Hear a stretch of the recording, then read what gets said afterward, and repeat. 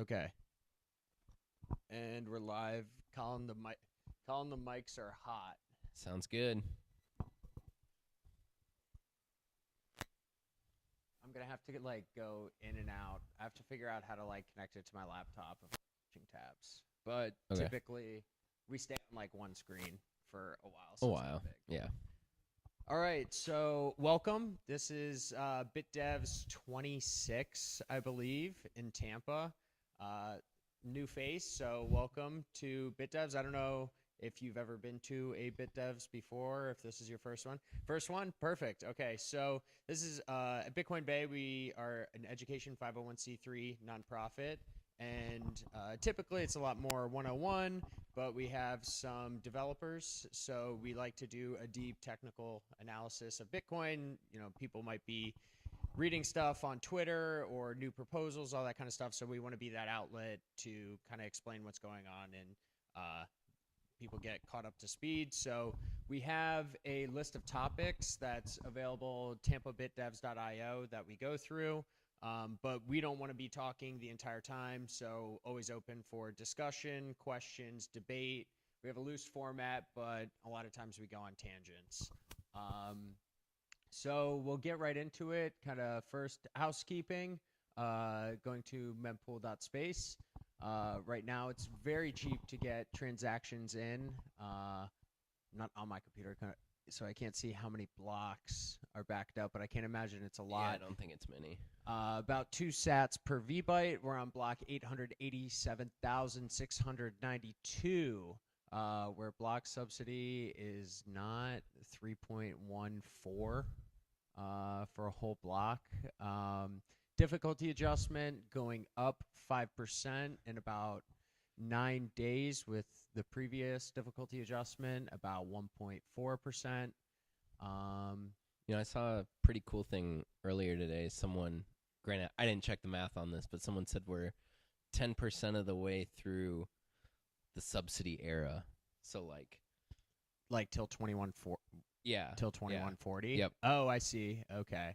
So 10%. I thought that was kind of cool. Yeah. Yeah, that's it. It's but all the Bitcoin's basically been mined already. Yeah, We're like 94% or something. Yeah, so it's like 19.6 million Bitcoin Yeah. with 10% through subsidy. Yep. Interesting. Mm-hmm. I don't think I have anything on Mempool. This is weird with microphones and having my laptop in front of me.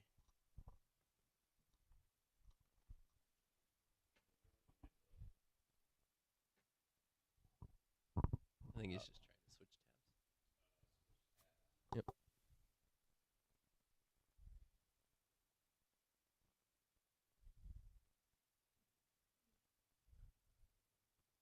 All right. Well, okay, this is going to have to get figured out. I need my laptop in front of me.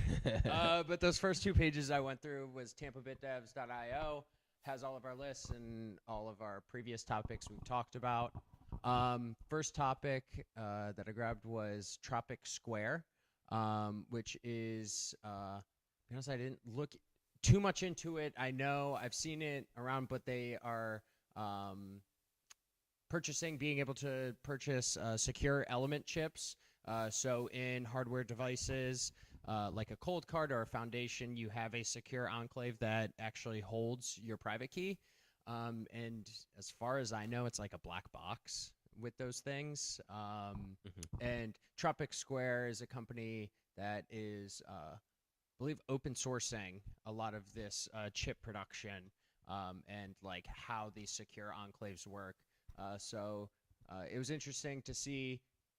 It was good to see that it's coming onto market and for stuff outside of Bitcoin wallets as well, for secure enclaves with a lot of stuff like SSH keys or PGP keys, stuff like that. Do you know anything about Tropic Square? No, this is the first I'm hearing of it. Oh, okay. That's pretty cool though. Because I know with a lot of the hardware wallets, one of the things people say is even when they're open source, it's like everything's open source except for the chip. So.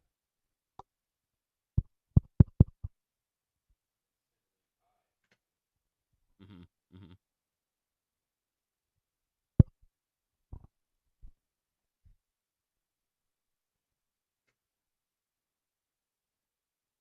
Oh, this is terrible. I can't even scroll. I don't know how long this is gonna last. We're really trying with this. Isn't there a wireless mouse? Oh, wait. Actually, I'm kind of retarded. We have the technology. Wait a minute. Wait, this is incredible. It's a wireless mouse. I can't believe I just caught. Oh, good times. Okay. So this was an interesting. That is hilarious. So. So this was a blog type idea that I found called "Play Ping Pong or Not Gonna Make It."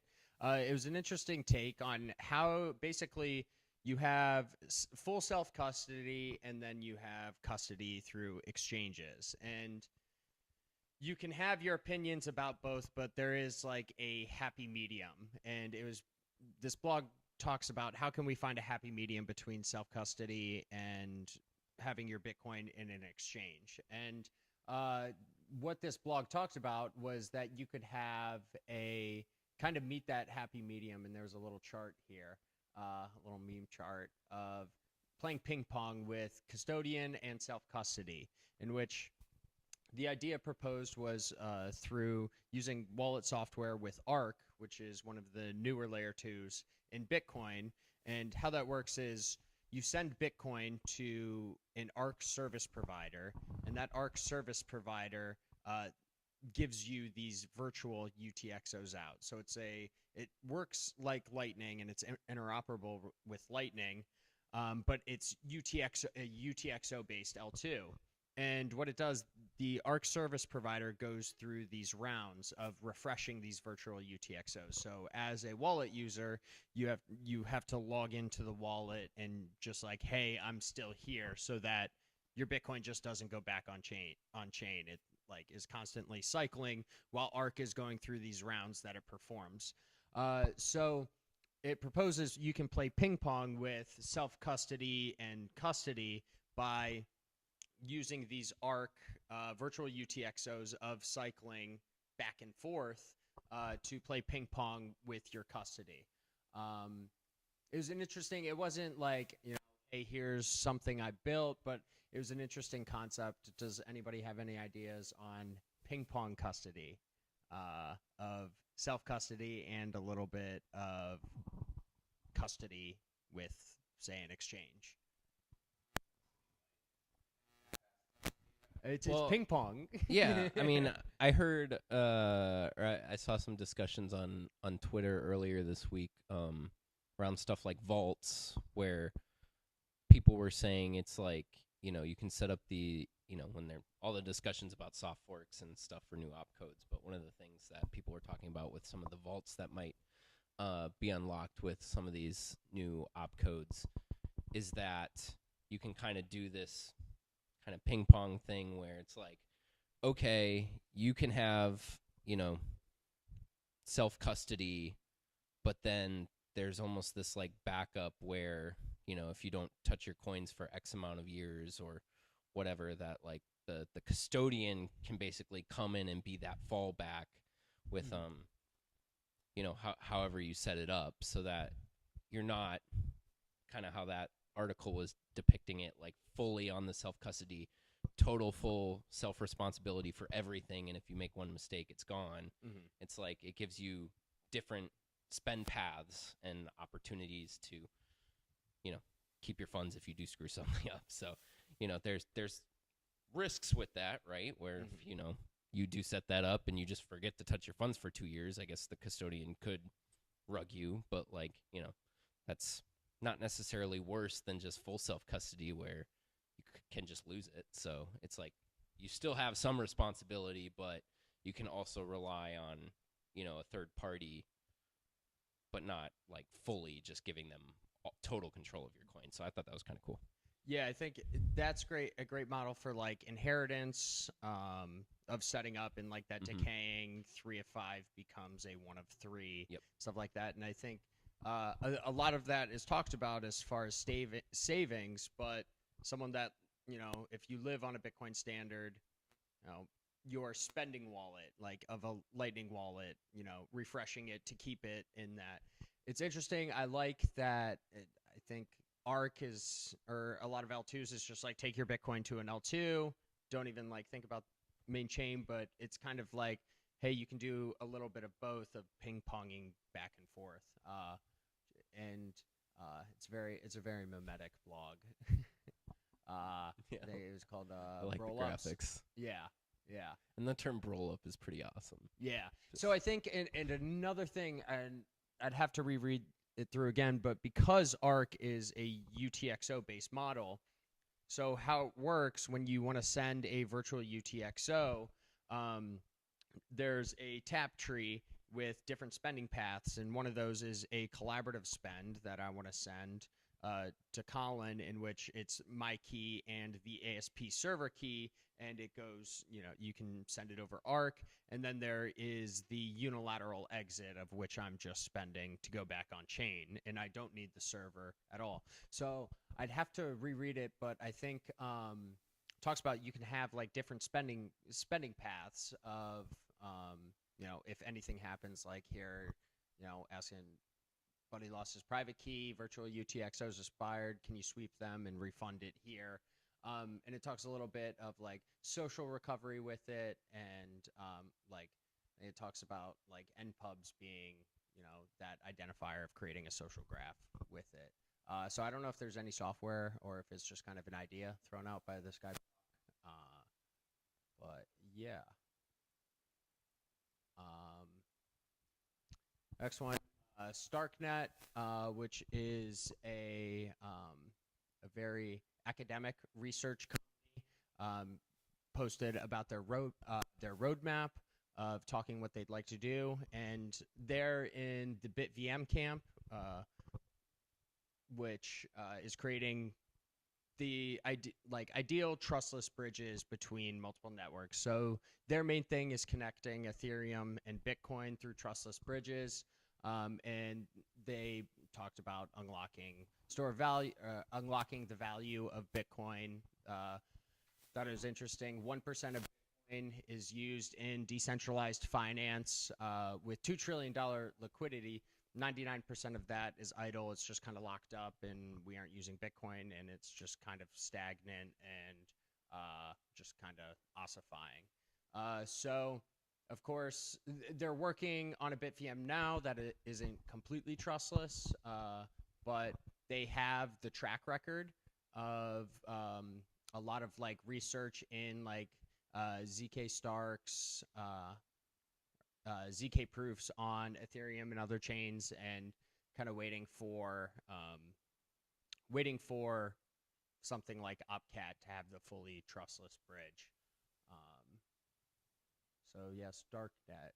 I think honestly, we'll start seeing more of that. There was another one, Citri. We'll see if I don't know. Has anybody used BitVM in production at all? I haven't heard anything. It's been a minute. I just hear him complaining about no Opcat. Yeah. Mostly. All right. Little self plug. So DLC Dev Kit and Beyond. So I wrote my final progress report. So I have a grant with OpenSats building DLC Dev Kit, which is application tooling to build financial contracts with DLCs, making it very easy to plug in to applications. So as part of my final progress report and applying for another grant, just kind of talked about, I had another blog that talked about kind of future of what I want to do, which encapsulates more of DLCs with covenants, as well as layer 2 solutions with Fedi or Arc. And then I was announcing some of the stuff that I had open sourced this week. So first in the blog, it shows off a DLC application that is using Noster for contract communication. So with DLCs, there's a little bit of setup to set up that contract of what address you want paid out to, what Oracle you're going to use. So I created a Noster implementation to be able to send that back and forth. So I just did a walkthrough of like using the DDK software. But the problem is you're looking at a command line, and there's nothing interesting about that. Most people aren't going to use that. So it wasn't interesting. It was just something for me to verify that the software works and test stuff. So I started open sourcing, or just this week, I open sourced the work that I've been doing for a front end for creating DLC applications. So the first thing, there's 3 components that I open source. The first is Son of Liberty, or Sol, for Memetic, because it's Solana. And so the idea is to have something that can be packaged in a node-in-a-box solution like an Umbrel or a Start9 that people can go in and start doing DLC applications. If you had done DLCs previously, I think Shortbits was on Umbrel. It was like very confusing. So one of the contract parties had to run the Oracle. You had, when you were creating contracts, you would get these like long text files that you had to send back and forth over messaging, and it wasn't a clean front end. So what Son of Liberty does is it uses DLC Dev Kit in the background to create your wallet, track all the contracts, create the contracts, and gives you a nice dashboard to be able to look at it. So on the right, you'll eventually have markets of looking at hash rate, difficulty adjustments, stuff like that. You have your wallet, you have contracts that are listed, and as well, there's an idea for an open market of people like giving out offers. So first is the front end that would be packaged for like a Start9 or Umbrel that you could use.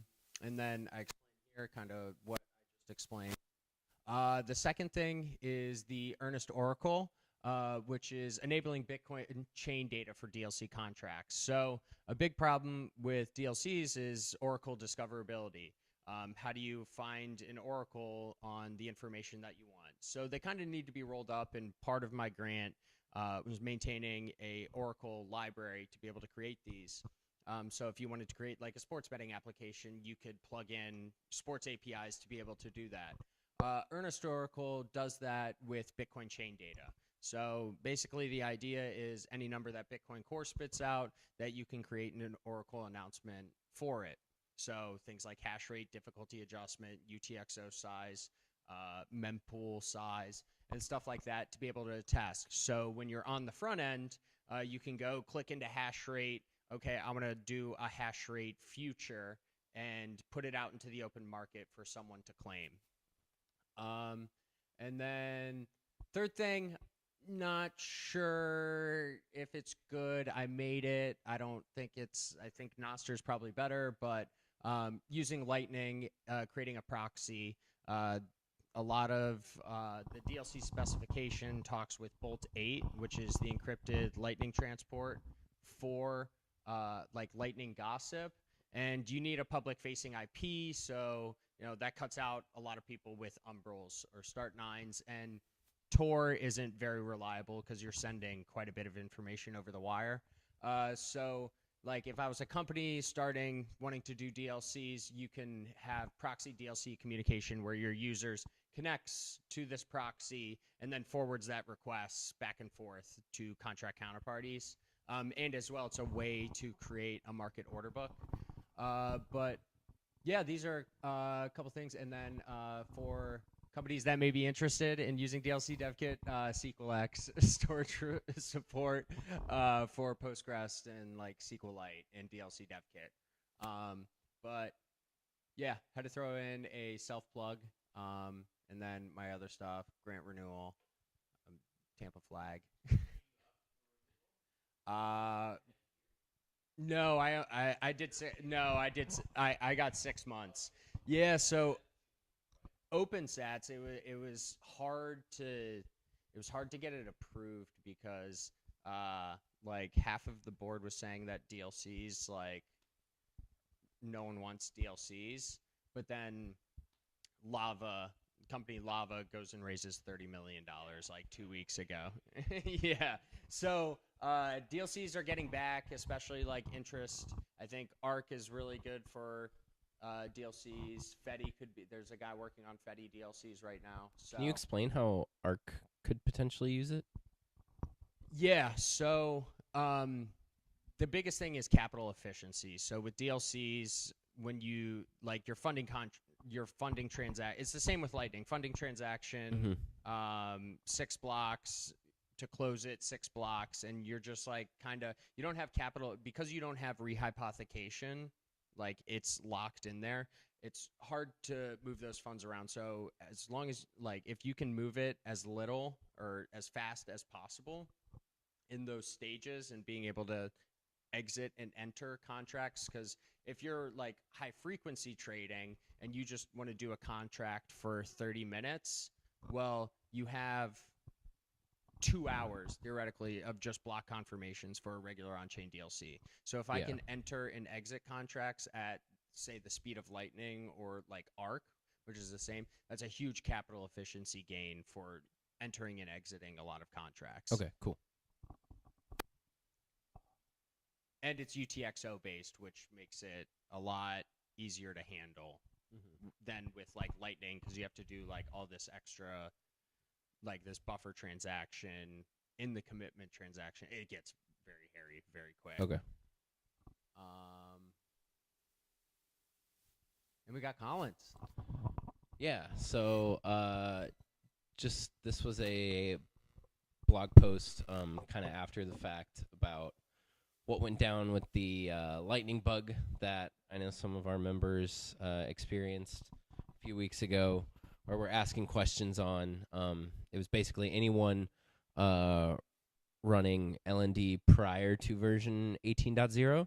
So I know that when it happened, there was a lot of questions of like, you know, that there was one Twitter post in particular that was like, if you have anything before 18.4 and earlier, like all of your funds are at risk, like take down your node immediately. And this is just like, so this is the follow up to it, and just goes to show like, yeah, you know, things happen. What's like the timeline? What's the truth? What actually was at risk? So, just wanted to go through it a little bit since it came out since then.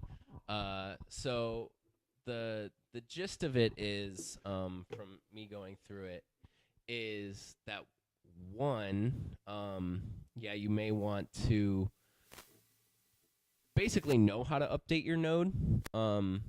If this happens, I know with like Umbrel and Start 9, it can definitely be easier. You just click a button, but I think it's always good to kind of know what the risks are and know how your software stack works. So if something does happen, you know how to update, you know how to get your funds back, whatever it is. So I guess the gist of it, because this article goes into a lot of math on exactly what was happening, but essentially, if one of your channel partners was a bad guy trying to steal your funds, there was a case where if they could basically crash your node, which I think with Lightning is always possible with just sending a bunch of messages or something all at once, they could kind of get the channel into a state where they can cause you to force close and take all your funds. So what I kind of wanted to talk about was something I think that most people aren't necessarily aware of what happens when a Lightning transaction is like in transit, right? Because when we all click the button on our phone, it looks instant. It feels instant.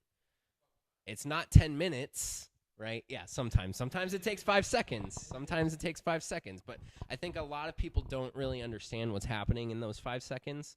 They just hear Lightning's instant and 0 fees, and neither of those are true. So, so what's happening is when you send funds in a channel, basically what you're doing is you're making what they call a commitment transaction.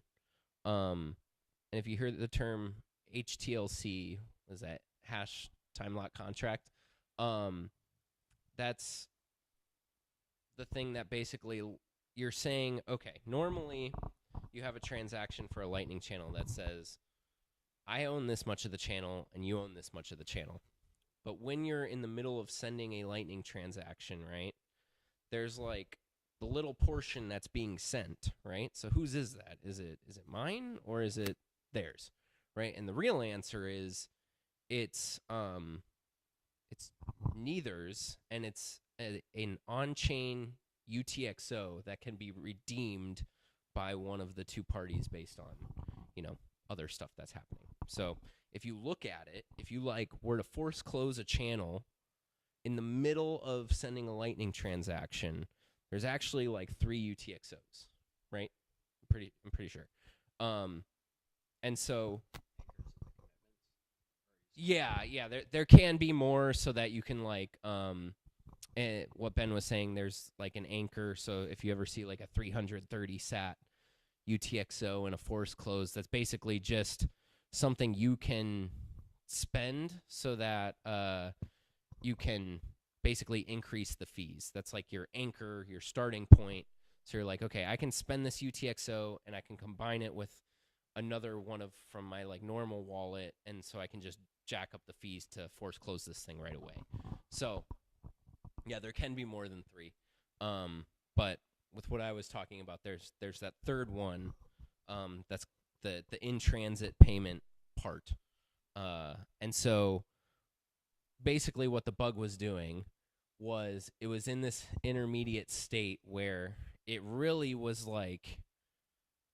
the attacker's funds, but your node, if they crashed your node at the right time, then your node would think it's your own funds, and then when the force close kind of resolves itself or whatever, your node gets it wrong and they end up taking all the funds from the channel. So that was kind of the bug. It's very involved. I mean, it goes into exactly what has to happen here, and basically the corner edge case there, and then it talks about the bolt spec. So the Lightning spec that all the different Lightning implementations like LND, Core Lightning, LDK, what they the rules of Lightning are that everyone agrees to. They were saying that spec was kind of outdated, and if you interpreted the rules one way, is that you would actually always run into this issue. So it just kind of goes to show that, when if you ever see that these things are like splicing, for instance, if that is taking what seems like months or years for everyone to agree on, it's because these things are very complicated and there's a lot of edge cases, and so there's a lot of work and effort to make sure that those things are as clear as possible, that everyone's playing by the same rules so that stuff like this can't happen. So yeah, if you want to go into it more, like I said, there's a lot of math, but it was a really good write-up. So yeah, it's into it. Is this similar to a flood and loot that is talked about in Lightning? I'm talking about. So I think that's a little different, where that one is you have 2 weeks to. I forget what that attack is actually. But so you have attack on each side, and you get an HTLC that's in flight in the middle, and you can force them to crash their node, which means they have a bad state. So the next time that you bring up your node, it'll try to update this state, and then they can just do a punishment transaction. Yeah, I believe that's what was going on. That's a very complex attack. It seems like yeah, the attacks are just getting more complex. Yeah, Lightning.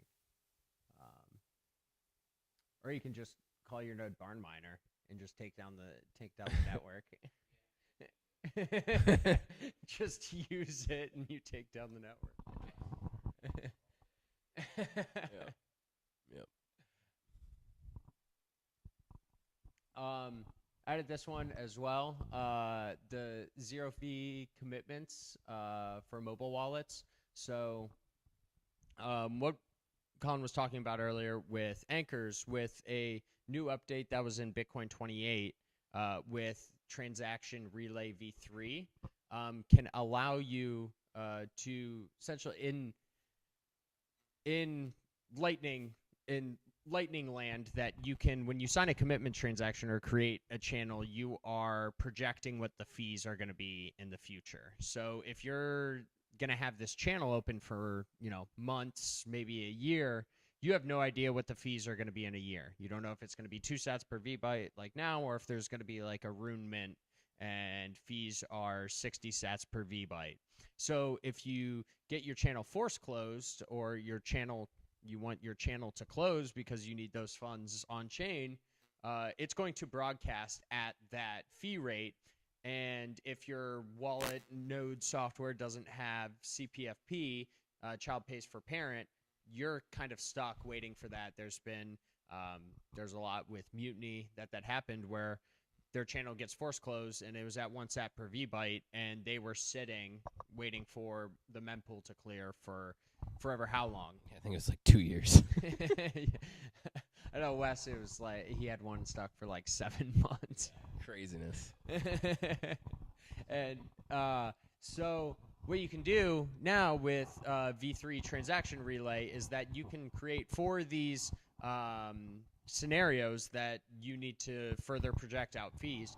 You can set the fee to be 0 for it, so you don't even need to worry about that. And then when it comes time to close that with what's called package relay, the way node software relays transactions before V3, it was just individual transactions. So that channel close transaction, if it had 0 fees on it, it can only send it by itself, and nodes are just going to knock that down. It's like, no, 0 fees, that's not going to, like, I'm not even relaying that transaction.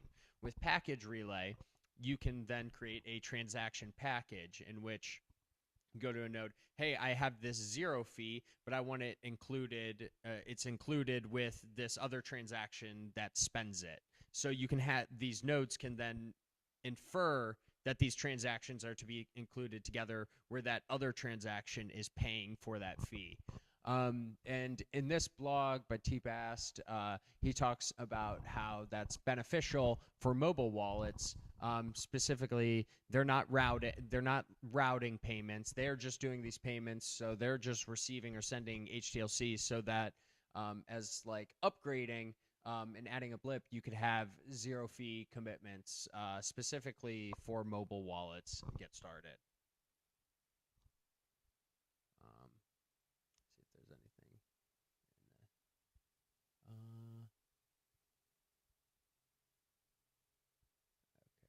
I just want to say thanks for finally explaining to me what package relay was. I never understood that, but now it makes perfect sense. Yeah, it's almost like it's one of those things. It's like, oh, that took that long. Like that didn't even exist. So I don't know if you guys have ever run into this, but I've run into this problem. It's always been on a Lightning node, unfortunately, but where, because of the way that Bitcoin nodes do relay these transactions, if you have a transaction that, like, and this happened with high fees, right, is like once, the mempool gets so big and yours falls so far back, nodes just kind of forget about your transaction. And then miners aren't trying to mine it anymore. So you have to. Yes, it's possible, but you want to make sure, like, if you want your transaction to be mined, you want it to be in everybody's mempool. Like, you want to make sure that all the nodes know about it.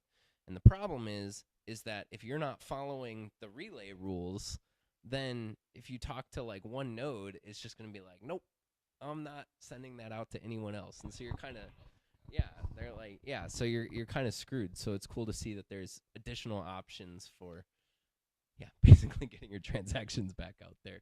Because it's definitely not fun when you're kind of stuck in this situation where your node thinks that the transaction is out there and good, but no one else knows about it yet or is relaying it. So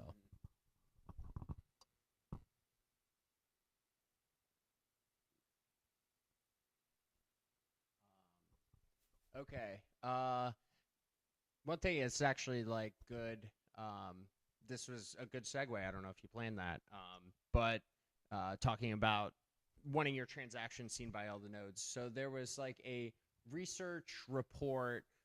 There was a paper written by CoinScope And the idea is, how can I find the most influential nodes on the network? And what that means by influential nodes, what nodes are the largest mining pools using, and how can we get the IP addresses of those nodes? And it was a really cool. So it was like a client implemented from this paper. So what this guy did, and I want to give him credit. I don't see a name. Crypt IQ. So basically, first he needed to get all of the nodes on the network, listening onto the peer-to-peer network with querying the Bitcoin Core DNS seeds, and then he crawled through the network, and then he got about 5,700 nodes, and then he was able to like go through those and kind of like cut off. Some people wouldn't take inbound connections. Some nodes would not relay transactions. So he got it down to about 800 nodes, and these nodes found on average he was only connected to them for about 30 seconds each. And it was I forget how he exactly got to that, or what the 30 seconds comes from. But basically what he would do is, and what the test was he would send a bunch of Bitcoin transactions, and he would create sets of these nodes. So out of these 800 nodes, he would create a bunch of sets where this node and this node were together, and then another one, it was that node and this node. And he was creating these sets all with conflicting transactions. It'd be the same transaction, just tweaked a little bit. And he would wait to see until they were mined, then like, okay, which one of these transactions of the sets that I sent them to, which one was included. And then he could infer, okay, in that set was, this block was mined by Antpool. This block was mined by Foundry. And anytime a node was included in a set, it increased their score for this. So you could find with these conflicting transactions, okay, I sent this one, out of, how many did he say? In 100 tests, Foundry was in the set for 34 of them. And you can kind of see how it kind of aligns with the hash rate. So, okay, we have these specific nodes, and when I send a transaction and this Foundry node was in it, like, okay, that's a very influential node. This one's very influential. So it was really interesting. So 34, Foundry mined 34 of the conflicting transactions, Antpool 15, Via 12, Mara 8, F2 Pool 7, Sec Pool 6, Brains 5, and then other different miners. But it was really interesting. So the overall win distribution for all nodes. So these wins they got basically one up tallied when a block, or when that conflicting transaction was included. So you can see of those 800 nodes, only a few of them had 12 included a lot. Most of them were in that like 4 to 6 range of all of those. So it was really interesting, like, okay, how can you find these nodes, like these IP addresses? Who are they owned by, basically, by breaking it apart, including them in these groups, sending a random transaction, and then you can infer, based on who mined it, what that node is tied to. It's interesting just pulling from Bitcoin Core DNS, getting some addresses, connecting to them, making sure they were like valid and relaying transactions, and you can pinpoint kind of who runs what node. Any comments? Yeah, I never thought about like how there's certain nodes out there that the miners are like getting their transactions and stuff from.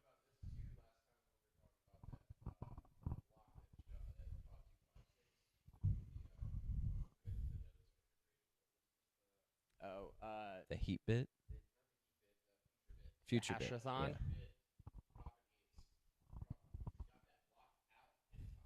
Yeah. Yeah. Mm-hmm.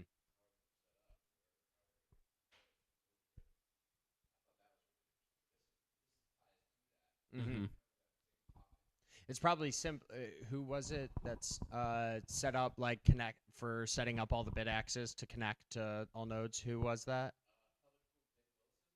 Okay. Okay. No, that you said future The or guy something. who made the future bit and connected all. Okay. Yeah. He probably did something similar to this. Um, yeah, it's interesting. Yeah, if you want to do a hashathon, like these are the steps that you have to do because you're just going to get crushed broadcasting a block. Yeah. That's amazing. Yeah.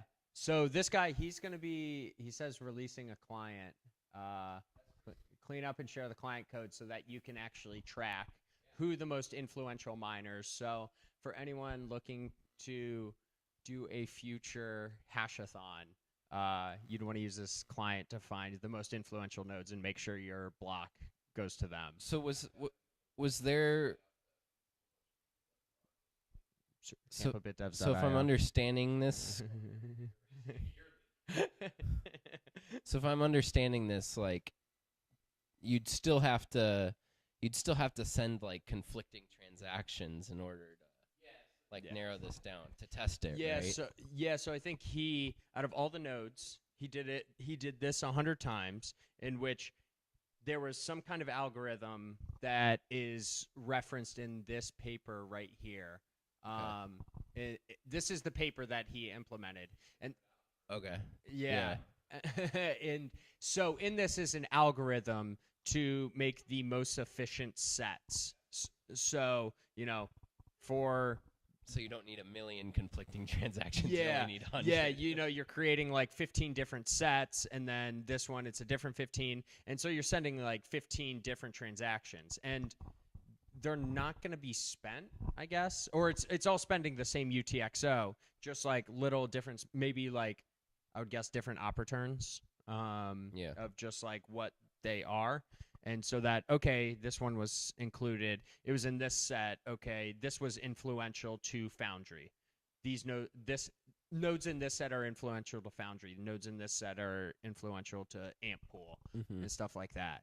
So it's like cool hacker way getting footprint of the network. Yeah.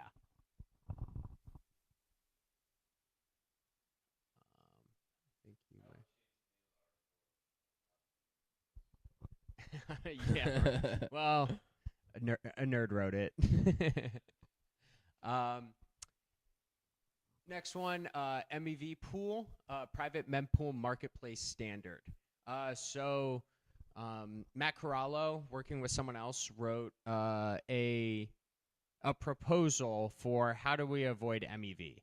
And MEV, miner extracted value, is basically how can you play templating blocks, constructing transactions to extract as much value as possible. And in a covenant future, there's concern in a covenant future with something like OpCat, where you can create AMMs, automated market makers, like what you see on Ethereum with like Uniswap and those kind of dexes, which there isn't no centralized entity executing these trades. What you have happen is a lot of attacks from that, in which actually just this past week, someone tried sending 220,000 of Tether, got sandwich attacked, and left with 5K. So what happens in a sandwich attack, I go to a pool, let's say I want to get some USDT and I just throw Ethereum into it. I'm going to take I want 220,000 of Tether. A sandwich attack is someone sees that, front runs your transaction, like in the actual ordering of the block, clears the liquidity of that pool. So now there is no liquidity, in which you're the next transaction in that. It uses your liquidity to actually do it because it has other obligations in some smart contract way. Takes all of your money, gives you 5K back, which is what you'll see in shitcoin wallets of like slippage fees.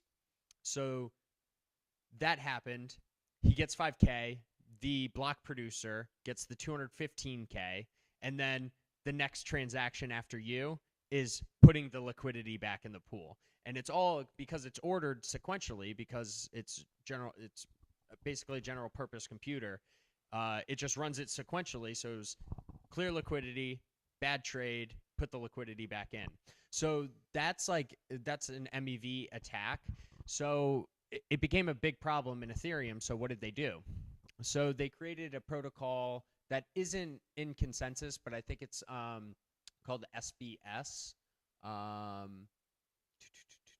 Forget if it was in the front, but basically what it is we are going. It's you have block producers and block builders in Ethereum land, where producers are the ones that stake the Ethereum and then actually broadcast it to the network. They have like the 32 ETH, whatever, to actually broadcast blocks. Then you have the block builders, which are actually constructing the transactions.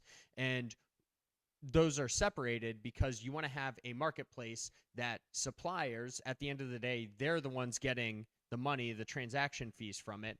The block builders are their product is creating the most profitable blocks possible. So you have a group of block builders that are on a marketplace to the producers that actually broadcast the block, and you buy that block template from that. Now, what's happened in Ethereum, that model worked for a little bit, but then you had a problem where it was 4 institutions, 4 high-frequency trading groups that were creating all of these blocks all for themselves, doing all of these fancy games with AMMs. Yeah, and that's what. Yeah, exactly. Yeah, exactly, and that's what happened to that guy losing 220K. Yeah, yeah. So that was a sandwich attack where you take the trade and you put 2 trades entering exit liquidity. So that doesn't work. It's like a completely centralizing issue. It's like the same because you just end up having 4 block builders, high frequency trading groups that spend a lot of money and they're just doing their. It is sort of. So what Ethereum is starting to do now is having a partitioned part of the block that allows MEV. So the rest is the open market of just regular transactions. Yeah, exactly. And then there's a little section that is open for block builders that suppliers can use. Yeah, it's the degen land versus just pleb land. So it's like very fractured in Ethereum right now, and kind of what they were setting up here is like, okay, are we going to have to do something similar to this? And like, let's actually have thought behind it of having sealed and unsealed transactions, where if you are doing this like private mempool thing that that miners are doing, you can have the option of having them sealed, and the block builders, like, you just have a little bit of metadata so that it's actually a valid block, but it doesn't give revealing information about the transaction. So that's one scheme. You could have another where block builders are like in a secure enclave and you send it directly to that block builder instead of a mempool. So this paper was just kind of going through like, okay, we could see this becoming an issue. Like Bitcoin Cash right now, they have OpCat and all those other opcodes, and there are AMMs on Bitcoin Cash. So it can be done with UTXO. Like, it can be done in Bitcoin. It's just Bitcoin Cash has covenants, and they've been building these things. So we know it's going to happen. Okay, how can we mitigate these issues? It was a really good, it was interesting paper or blog. Macarella has been talking about it a lot. So here we go. A marketplace would allow for bids in the form of I'll pay X to include transaction Y as long as it comes before any other transactions with interact with the smart contract identified by Z. So it's like creating a formal language so that, hey, I want to protect myself from any kind of MEV. When I'm like broadcasting this transaction to you, block builder, before it goes to a miner, I want to make sure that I can avoid a sandwich attack, that I can avoid a lot of these things that happen in MEV and that screws over a lot of people. Any thoughts on? I guess, yeah. So I basically read that sentence in a Twitter post before, but I haven't read the article. So my question is, like, if they do that and you give it to this block builder, and then the block builder gives, the block to the miner, wouldn't the miner be able to basically like inspect that block and like kind of figure out, oh, here's this thing. If I reorder, I might actually be able to like take it. What? Yeah, what prevents them from like looking at the block and still figuring that out? It could be time constraints, because it doesn't invalidate the block of reordering, does it? Um, well, you can, yeah, like you can't, like if you're doing child pays for parent, that has to come after the original transaction, right? Yes. So there are some transactions where ordering matters, but I don't know enough about this to. Yeah, I don't know. That's a good.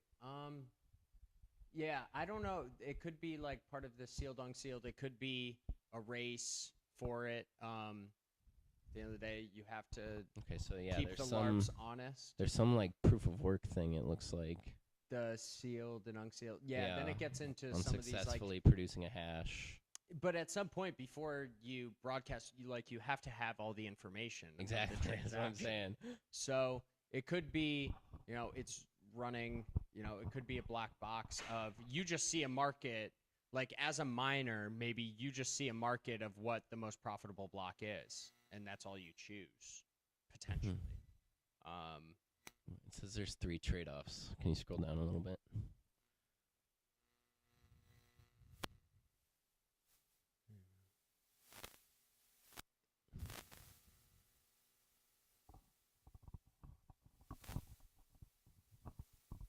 So it seems like this MACT, Okay.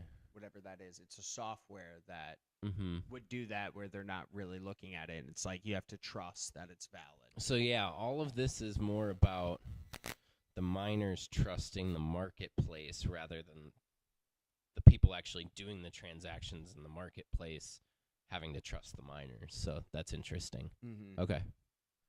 Yeah, I think that makes more sense having it that way. It's taking that model of producers and builders. Yeah. Instead of where miners are the producers and the builders. It's like if we're going to have MEV, create a market out of it. Yeah. And you can decide to section it off or whatever, but making a market out of block templates in which the miner doesn't have control. They're just like, this makes me the most money.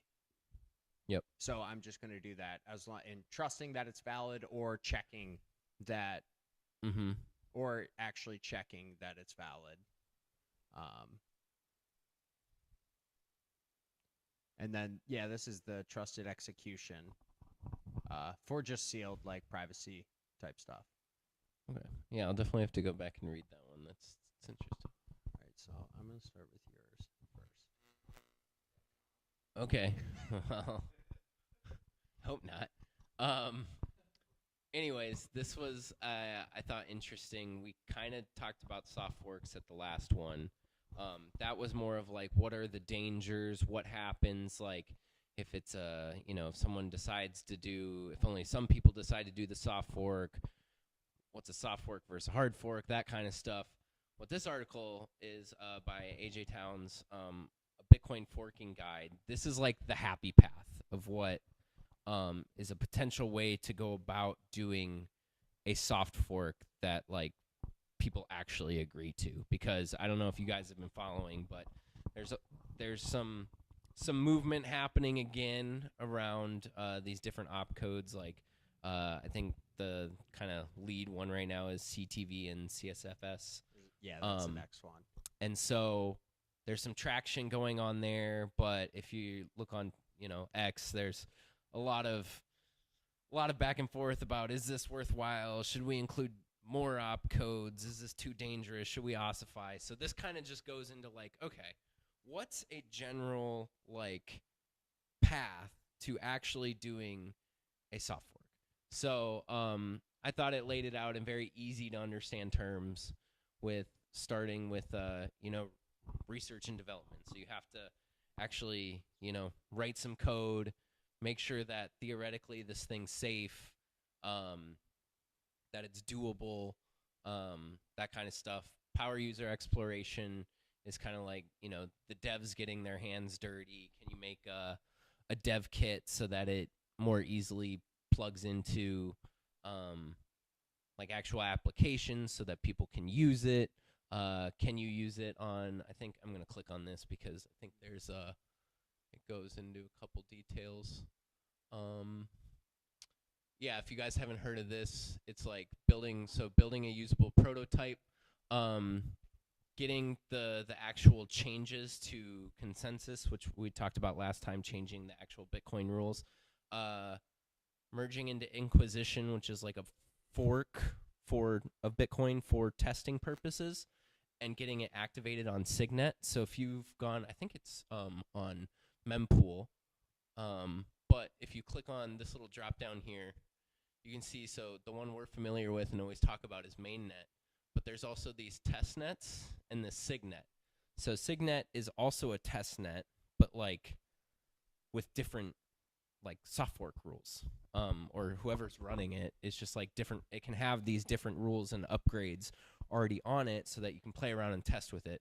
I think testnet, is actually like the same thing as Bitcoin, like where there's miners, they still have to mine blocks, and like all the rules are the same, I'm pretty sure.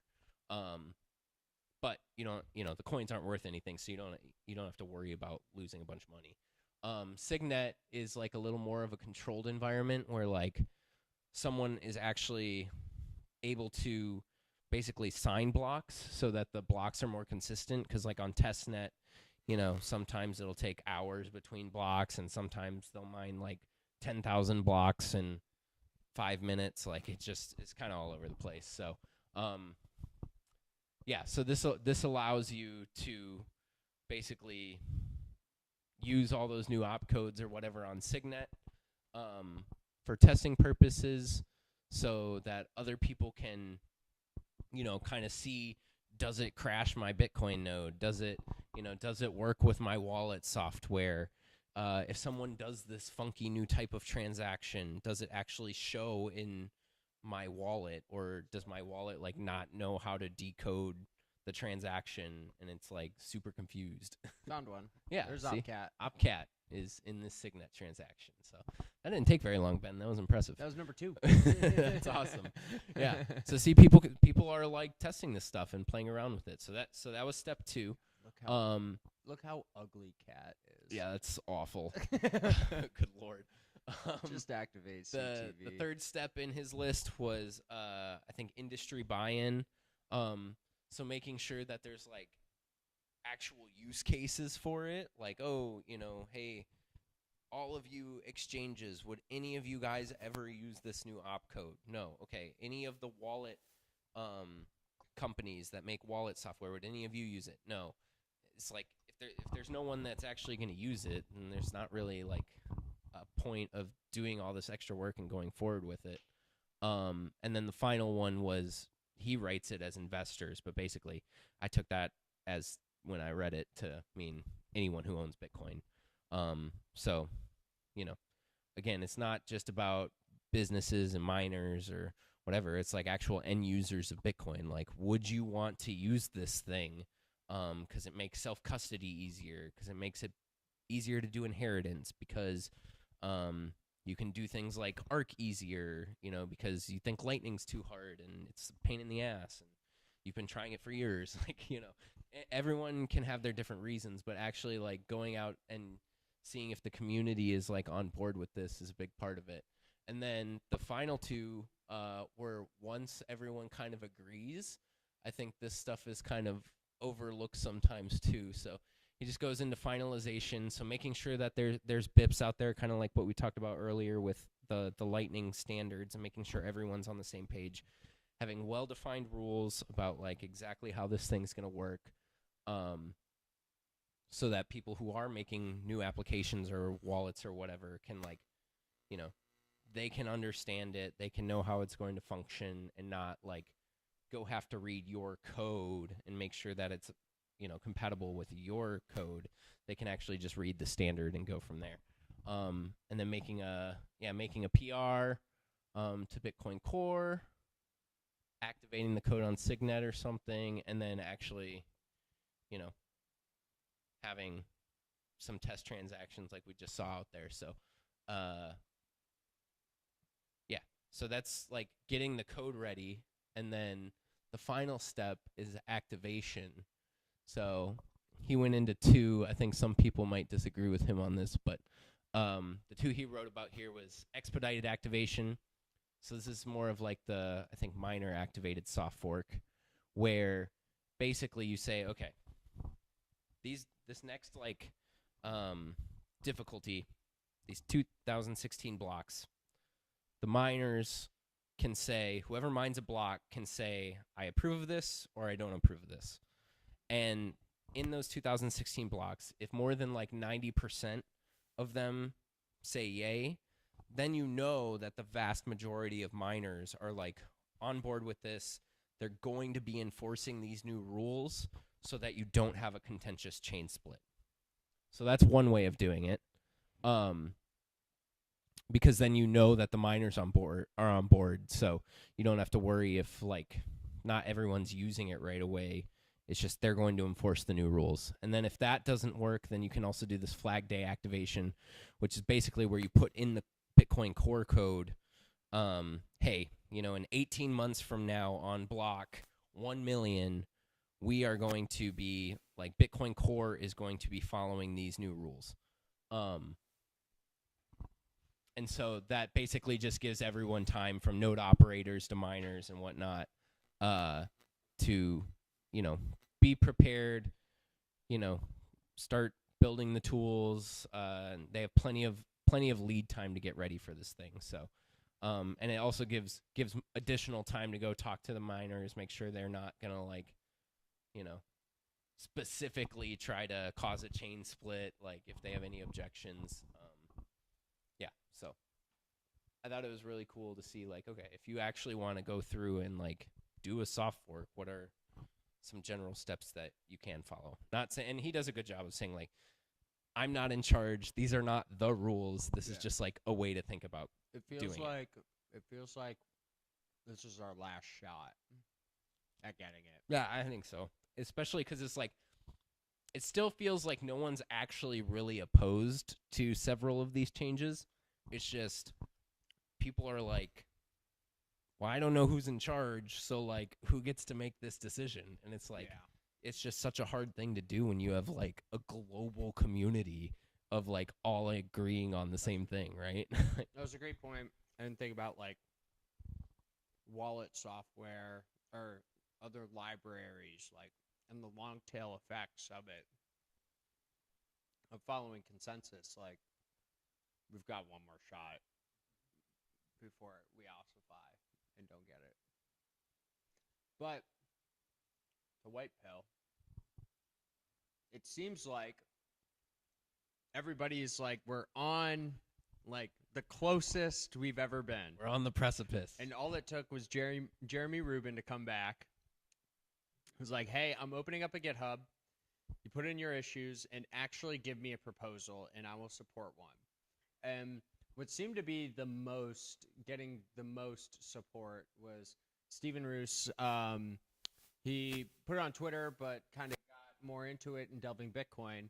And his path is enable CTV and check sig from stack, which we'll get into.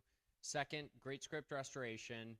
And then you can upgrade CTV with TX hash and more introspection, being able to, infer on inputs, and then some more like multiplication, tweak add.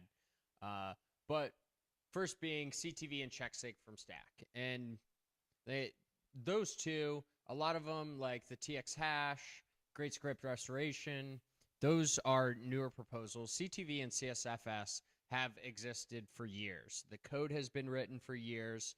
There's bounties for finding exploits with CTV specifically that has never been claimed. Like, it's like, okay, it's probably, of all Covenant proposals, CTV is the most restricted. And it's restricted because it's just to the output. You are restricting the output of that spending. And then check sig from stack is basically, in Bitcoin right now, when you have an opcode of check sig verify and check sig, which means, is the person who's spending this is it a valid signature from what those coins are locked to? For some reason in Bitcoin, you just can't check arbitrary signatures. So if I can spend this Bitcoin, and given a certain condition, I want to have a signature from something else, like another wallet. Like, here's a pub key and here's a signature. If those two are valid, then like continue on. That doesn't exist. You can't just check random signatures, which is very interesting. I don't know.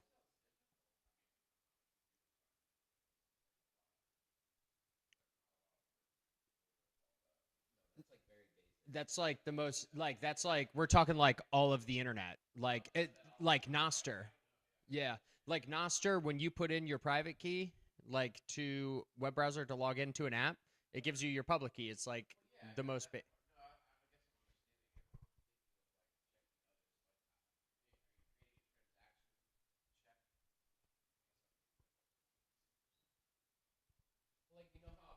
you know how all like Bitcoin transactions you send, you have a signature in it for, right?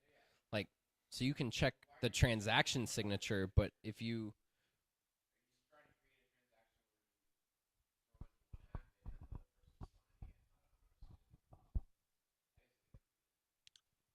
like, just the most basic is, if I have Bitcoin that I can spend, like, we're setting up that, let's say it's like a dumb inheritance type thing where I'm you give me an address and I can always spend it. I can just sign it, whatever. But in that Bitcoin transaction, you have it, hey, you need to check that I've signed for it as well. So, like, I go in, it's like, okay, here's my public key. As long as you have like a valid signature for it, you can include that. Like, that needs to be included. Like, you need to have kind of, in a way, and you can think of it like as more like in an application level, like if you need a signature like on a specific piece of data or something like that, like if something needs to be signed, so that you can include that, not in, yeah, yeah, where it's not necessarily a multi-sig. It's just like, I need this signature in it, and it could be, from anything on application space, but it's just like, it's not like right now in Bitcoin, it's just, you need the base signature, like that it's locked to. You can't have any other, you can't check any other signatures. It's kind of weird. It's like, why doesn't that exist? Like, that's such a small change, and it like doesn't exist. As far as like specific use cases for like applications that people want, like vaults and stuff like that, I'm not 100% where that fits in, but it's like, that's not, like, we don't have that. We should have that. And then CTV, checking against a template. So you have all of these different spending conditions. Like, you want to encumber Bitcoin, you want to lock Bitcoin. It needs to match this specific template to be able to be spent.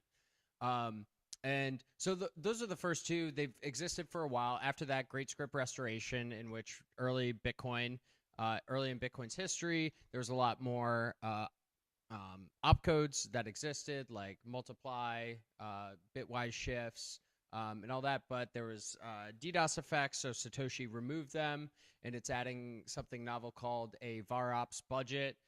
That you can only do so. Basically, you can only do so much computation uh, in a Bitcoin transaction to avoid those DDoS. And then the upgrade CTV with TX hash. So, like I said, CTV is for outputs of where the Bitcoin is being sent. TX hash is both ways. It's Bitcoin going in as well.